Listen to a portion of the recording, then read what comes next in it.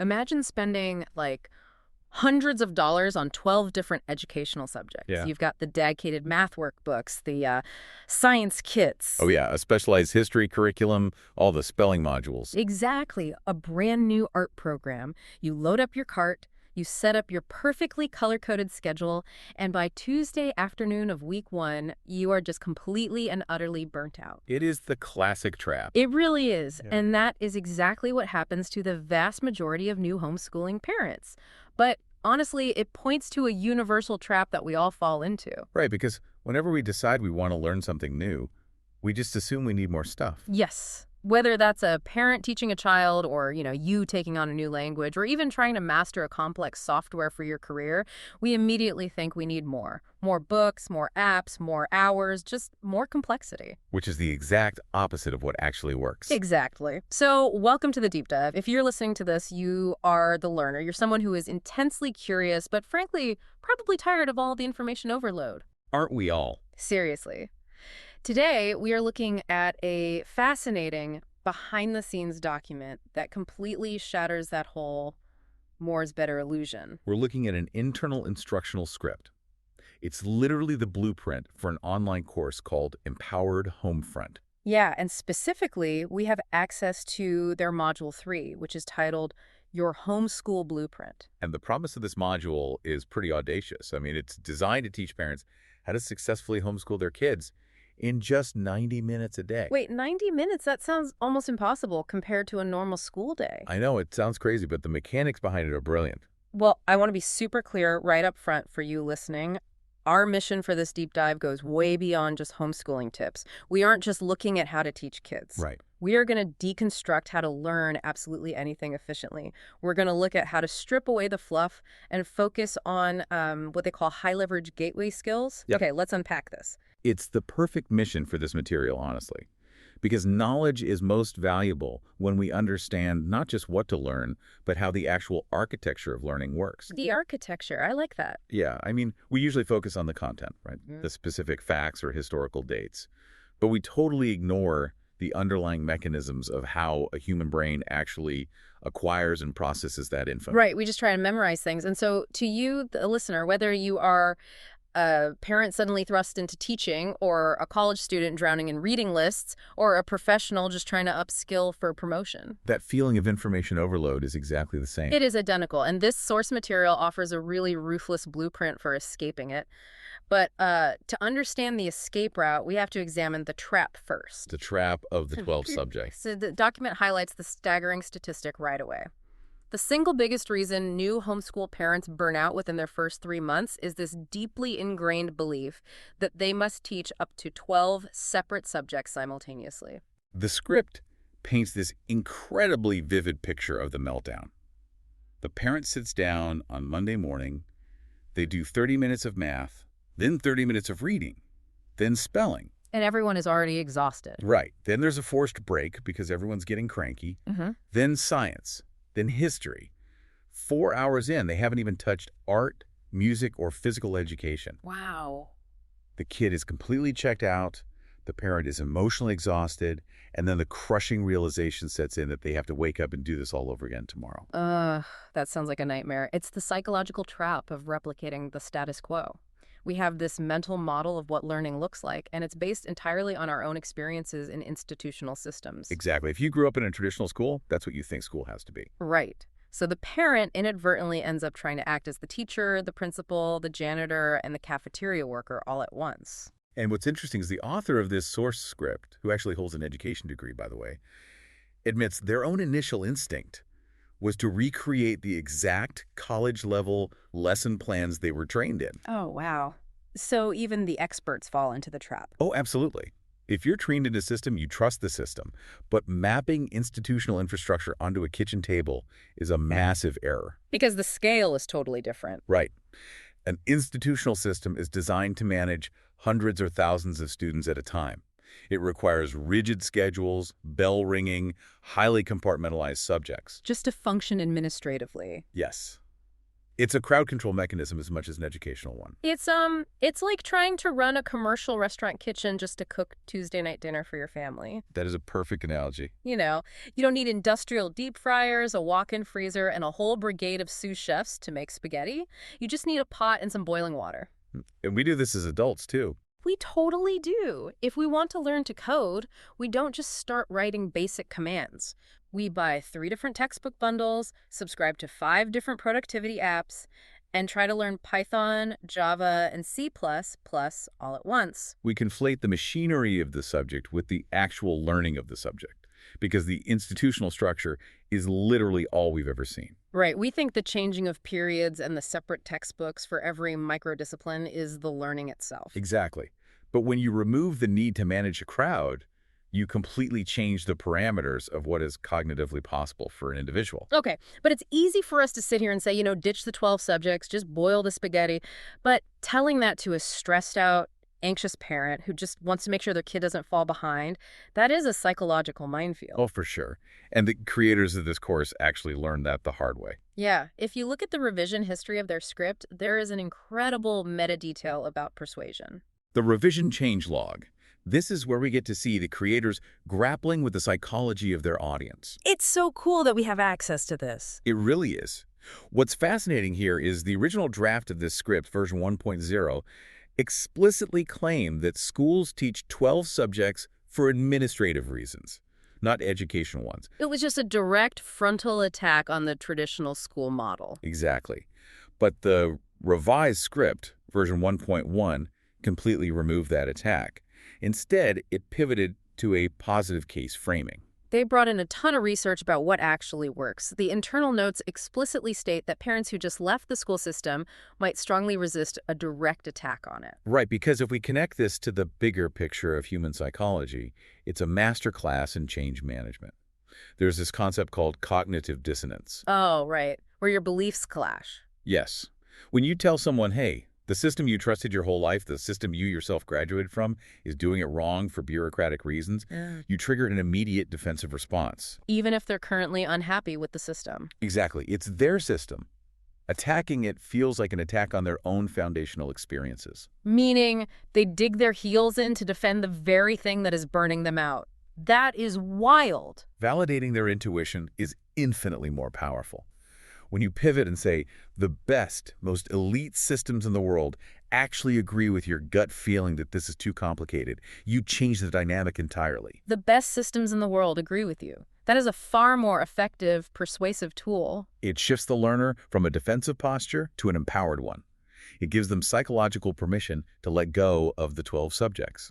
I have to push back a little here, though. Go for it. Is this revision just like clever copywriting? I mean, it's definitely smart marketing to avoid offending your target audience. But does this positive framing actually change the parents' literal teaching approach on a Tuesday morning? Or are they just feeling better about cutting corners? That is the crucial distinction to make. If it were just marketing, they would have simply softened the language. But they replaced the attack with an entirely different pedagogical foundation. Pedagogical foundation, meaning they changed the actual mechanics of how the teaching works. Yes. They anchored the new version in empirical data and introduced the concept of high-leverage skill engines. The skill engines, right? By showing parents the research on why a simplified approach works on a neurological level, they aren't just selling a course. They're rewiring the parent's understanding of what constitutes a robust education. So it moves the parent from feeling like they are doing less to realizing they are actually doing something much deeper. Exactly. Let's look at what that deeper thing actually is, because the script pivots away from bashing administrative bloat and presents the ultimate solution for these overwhelmed parents. They call it the Core 4. Math, read, write, and speak. The Core 4. The script defines these not just as subjects, but as high-leverage skill engines and gateways. The core argument is that if a learner possesses these 4 skills, they can learn absolutely any other subject on their own. It's totally foundational. Right. Math is numbers, logic, and problem solving. Read is comprehension, vocabulary, and taking information in. Write is putting ideas on paper, building arguments. And speak is explaining, presenting, and teaching back what they learned. The script makes a profound argument here. It notes how every other subject is essentially just an application running on these 4 engines. Yes. Science isn't a separate, isolated skill. Science is simply reading about the natural world, writing about experiments, and doing math to measure the results. And history is reading primary sources, writing about what happened, and speaking about why it matters. Geography, economics, civics, they all rely on the exact same 4 foundational engines. All of them. Here's where it gets really interesting for me. It's an analogy I couldn't stop thinking about. The core 4 are basically a computer's operating system. Think iOS or Windows. Subjects like history, science, art history, economics, those are just apps. That's brilliant. And if your operating system is weak or out of date, those apps are going to crash. You won't be able to run them at all. Exactly. But if the OS is incredibly strong and robust, you can download and run literally any app you want, whenever you want. Yeah. And this isn't just theory in the script. It is heavily backed by the research they injected into that version 1.1 revision. They cite OECD and PISA 2022 data. Right. For those listening, PISA is the Program for International Student Assessment.